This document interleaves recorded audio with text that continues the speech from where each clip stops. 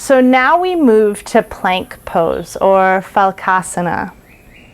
Often in the Sun Salutation from forward fold, plant the palms, and you want the palms to be shoulder width difference.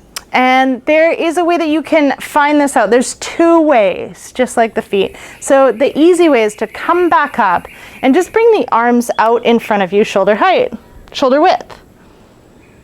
Nice, make sure that the elbows are in line with the shoulders and the wrists are in line with the elbows. So you have a nice straight line there.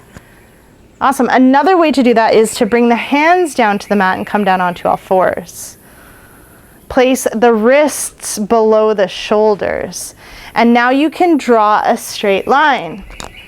You come to the center of your shoulder and you draw the line straight down the arm. It should dissect through the center of the elbow and all the way down to the center of the wrist, and from there come out the middle finger. So if you take your hands a little bit wider, Shane, I can show you how that won't work. If you draw the line straight down, it totally bypasses the arm. So you're not following your limb, you're drawing a line straight down to the ground, and you want it to intersect the elbow and intersect the wrist. Great, so bring it back together, shoulder height for me, please. And shoulder height often looks the way that it did here, and then comes to a place where you can bring your chest in between your hands.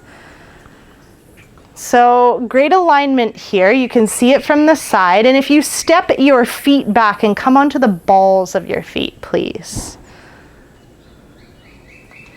Nice. Pull the heels up over the balls of the feet so the bottom of the foot is vertical. Often what I see are people pushing the heels back and pushing back through the heels. Bring it up. We're looking at joint stacking here. Pull the belly button in towards the spine. Push the ground away from you and widen the collarbones. Look to the top of your mat. If you're going to bring your knees down to the mat, don't move the feet, just bring the knees down.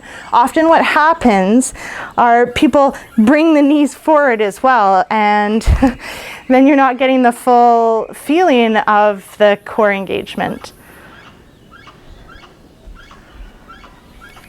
So often your students aren't really wanting to hold this long, but one of the things that you can do is, again, pull the shoulders away from the ears.